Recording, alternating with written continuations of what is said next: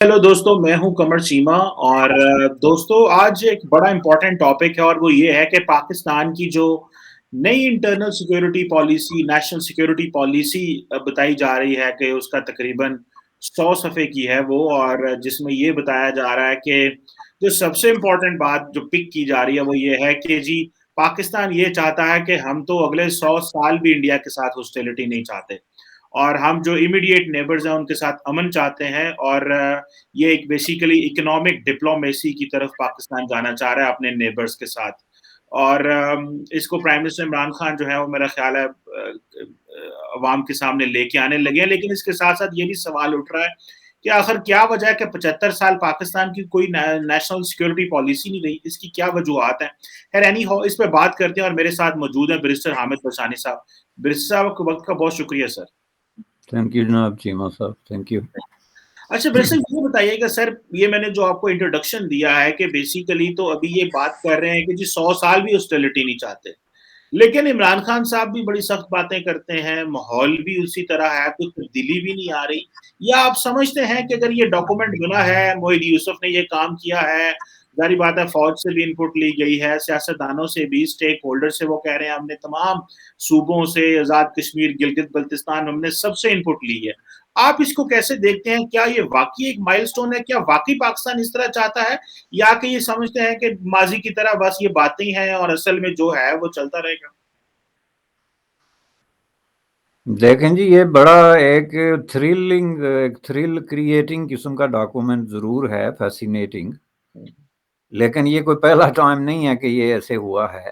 आपको याद होगा कि पहले भी इस तरह का एक डॉक्ट्राइन गालिबन कियानी साहब के दौर में सामने आया था, जिसमें ये डिक्लेयर कर दिया गया था कि हमारा दुश्मन वो पाकिस्तान के अंदर है, बाहर नहीं है। हाँ। तो हमारे जो स्ट्रेटेजिक डायरेक्शंस हैं वो ये हैं कि हम यहाँ लड़ेंगे, बाहर कोई हमारा वो नहीं है। और अगर उस तरह से देखा जाए तो पाकिस्तान की हमेशा से ऑफिशियल पॉलिसी यही रही है कि हमारा कोई दुश्मन नहीं है और हमने किसी के खिलाफ लड़ना नहीं है।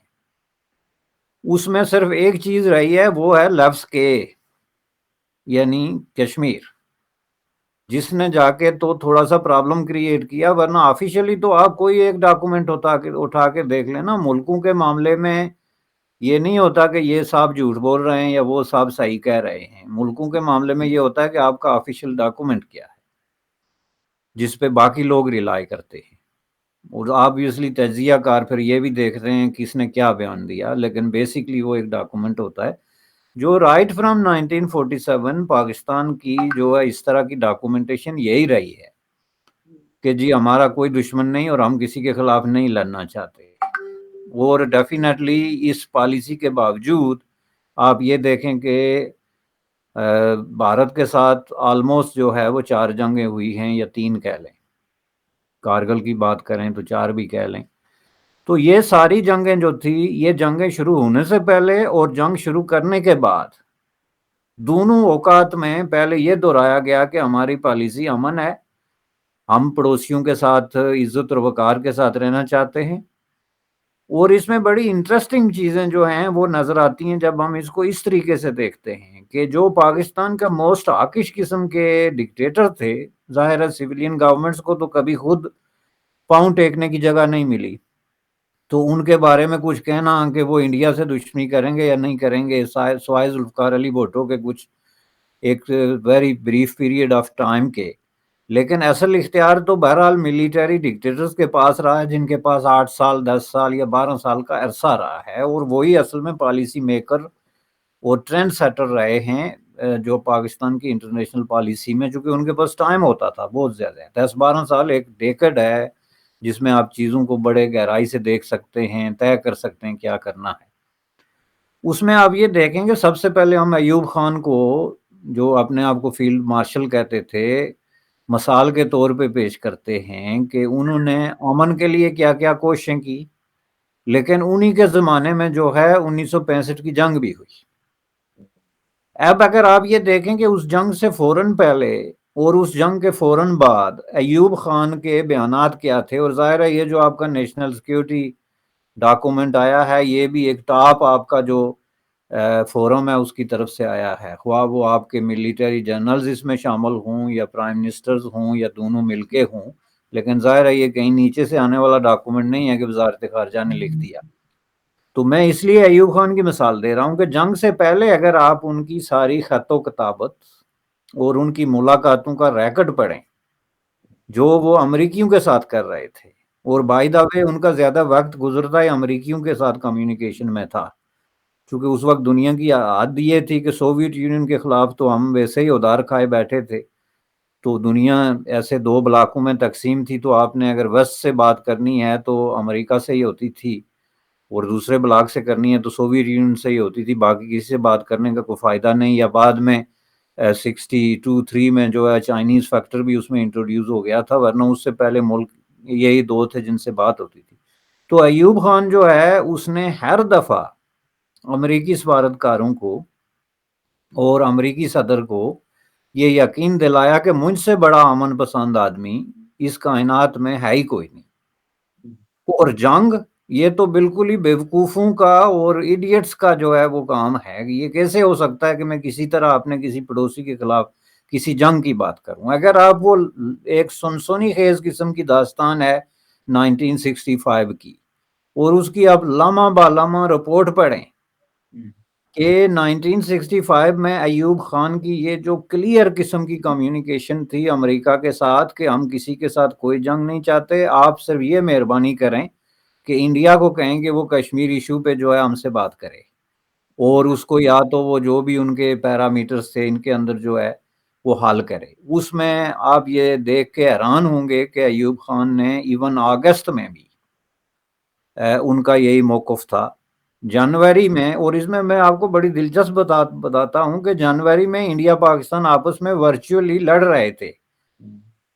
اور وہ لڑ رہے تھے رن آف کچھ کے ایشو پہ. دونوں نے ایک دوسرے کے کچھ علاقوں پہ قبضہ کیا ہوا تھا، باقاعدہ لڑائی ہو رہی تھی، بندے مر رہے تھے. لیکن ایوب خان کے لیٹر آپ اٹھا کے دیکھیں کہ جس میں وہ یہی کہہ رہے تھے کہ جی سوال ہی کوئی نہیں کہ ہم نہ تو جو ہے وہ جارحیت کر سکتے ہیں، نہ کسی ملک پہ حملہ کر سکتے ہیں. ہم تو زیادہ سے زیادہ اگر اپنی فوجوں کو موبلائز کر سکتے ہیں تو وہ ڈیفنس کے لیے ہو سکتی ہے. اس کا آپ خود اٹھا کے دیکھ لیں جو امریکی ڈی کلاسیفائڈ ڈاکومنٹ ہیں کہ جب امریکیوں نے اس پہ انکوائریز کی کہ بھائی وہاں کیا ہو رہا ہے، انڈیا شکایت کر رہا ہے کہ یہ ہمارے علاقے میں گھس گئے ہیں اور مداخلت کر رہے ہیں، تو انہوں نے جواب میں یہ جواب دیا رن آف کچھ کے ایشو پہ. اس کے بعد آپ یہ دیکھیں کہ جب آپریشن جبرالٹر انہوں نے لانچ کیا، انڈیا پاکستان کے درمیان بالکل پرسکون قسم کے تعلقات تھے، کوئی لڑائی نہیں تھی،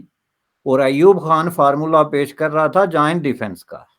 ستم ظریفی میں آپ کو بتاتا ہوں کہ جوائنٹ ڈیفنس ہونا چاہیے انڈیا اور پاکستان کے. امریکی صدور کو یہ بتا رہے تھے کہ اس کے بغیر بر صغیر کا مستقبل ہی خطرے میں ہے، اور یہ جوائنٹ ڈیفنس ہوگا تو ہم دونوں مل کے تو کمیونزم کا جو ہے مقابلہ کریں گے جو ایک بہت بڑا خطرہ ہے اور ہمارے بارڈرز پہ کھڑا ہے.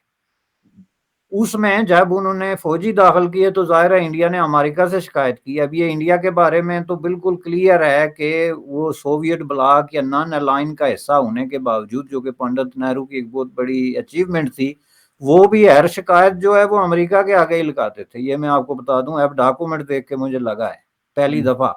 کہ جس طرح پاکستان شکایت لے کے دوڑتا بالکل اسی کے ساتھ ساتھ وہ بھی دوڑتے تھے.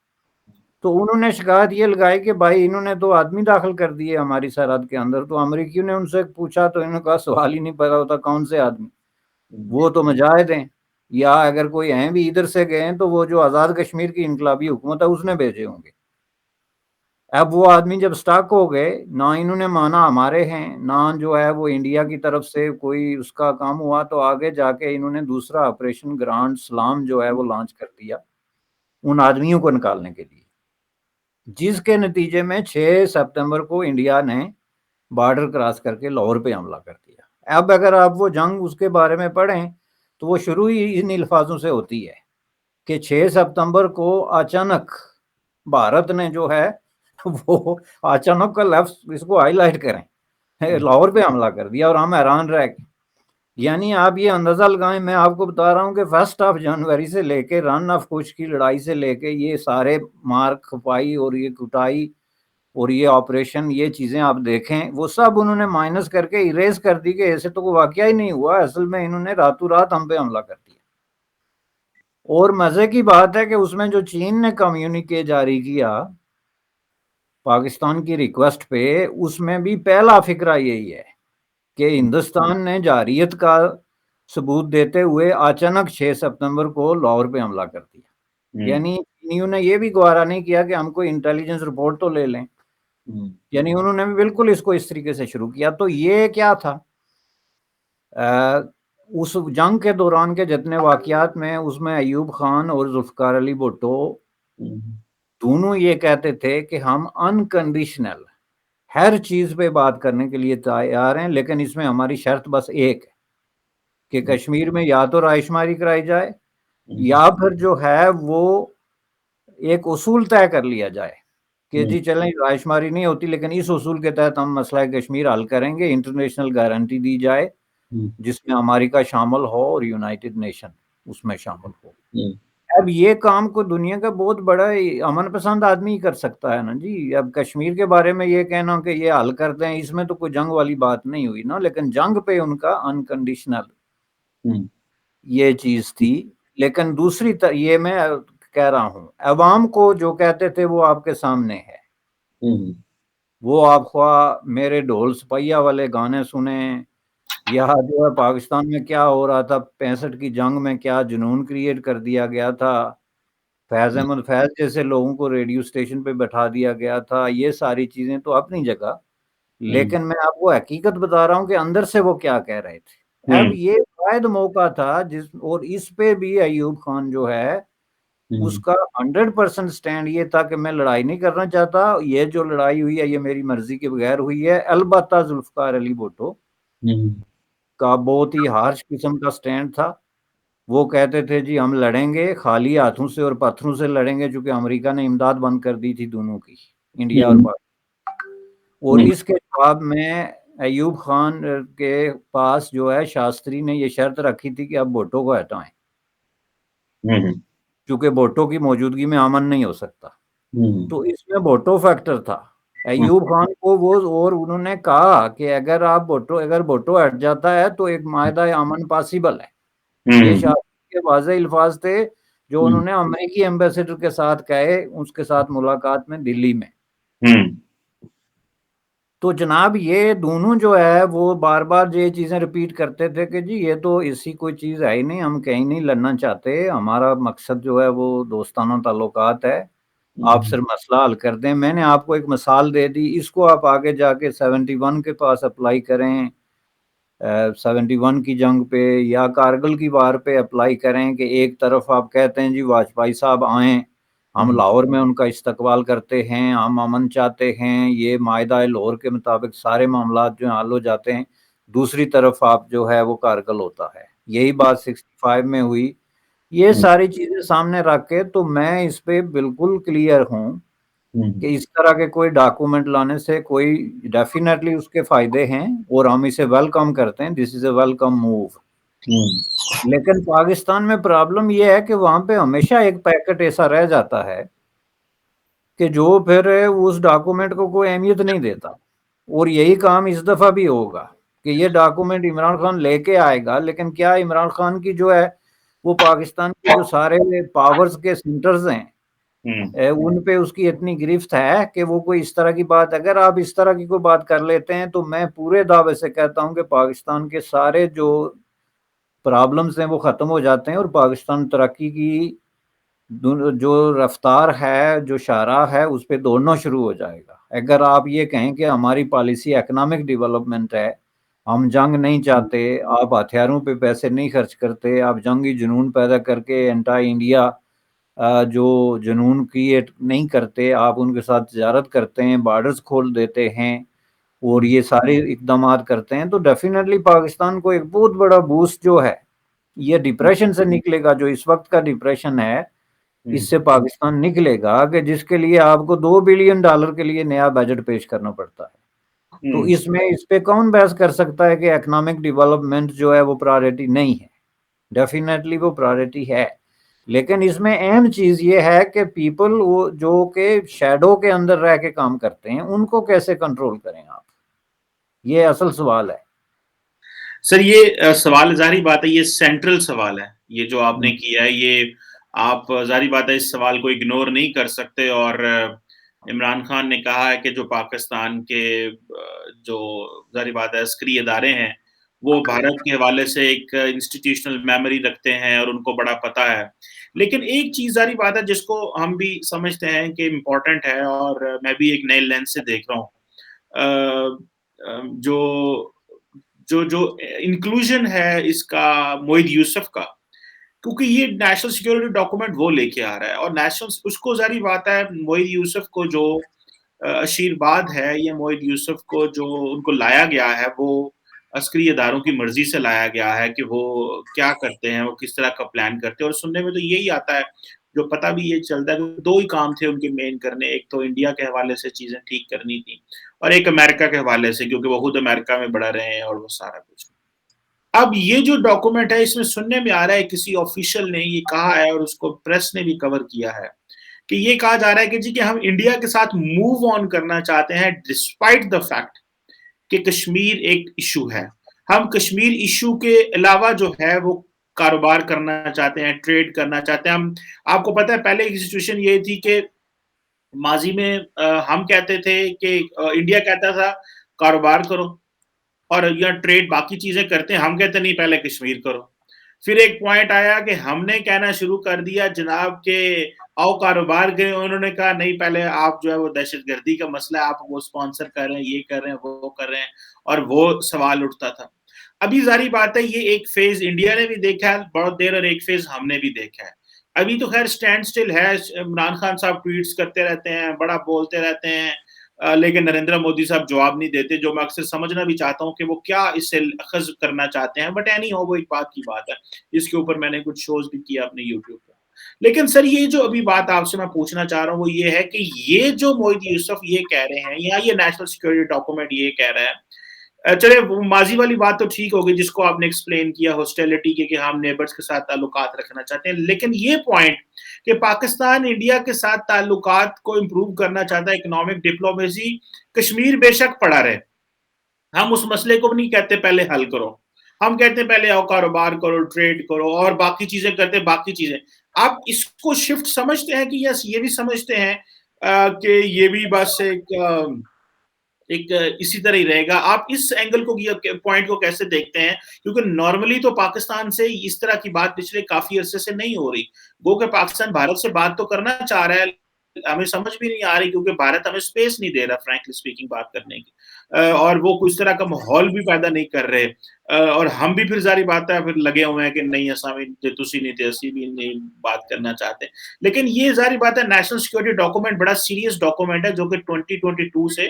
2026 تک ہے، 5 سال کے لیے وہ کہہ رہے ہیں. تو ہاؤ ڈو یو سی دس کہ کیا واقعی پاکستان موو آن کرنا چاہتا ہے کیونکہ ہمارے اکانومی کے بڑے مسئلے ہیں؟ بلکہ ساتھ میں بتا دوں کہ جیسے شاہ محمود قریشی ابھی رومانیہ اور اسپین کا وزٹ کر کے آئے ہیں، تو جو ان کی جو سینٹرل جو ڈسکشن تھی وہ کشمیر پہ نہیں تھی، وہ جی ایس پی پلس پہ تھی، وہ ایف اے ٹی ایف پہ تھی، وہ ٹریڈ پہ تھی، وہ ان چیزوں پہ وہ کر رہے تھے بات، اور افغانستان پہ کر رہے تھے. And there was no mention of India اور کشمیر ان ہز ٹویٹس میں یا جو پریس ریلیز آتی ہیں اس میں، تو جس سے پتا چلتا تھا کہ اس طرح کی چیزیں ہلکا پھلکا انہوں نے کشمیر کا میں نے چیک کیا بعد میں تھوڑا بہت کیا لیکن کہیں بھی تھا نہیں. تو آپ اس کو کیسے دیکھیں گے سر؟ نہیں دیکھیں اس کے دو پہلو ہیں، ایک تو یہ ڈیفینیٹلی ایک شفٹ ہے، بالکل ہے،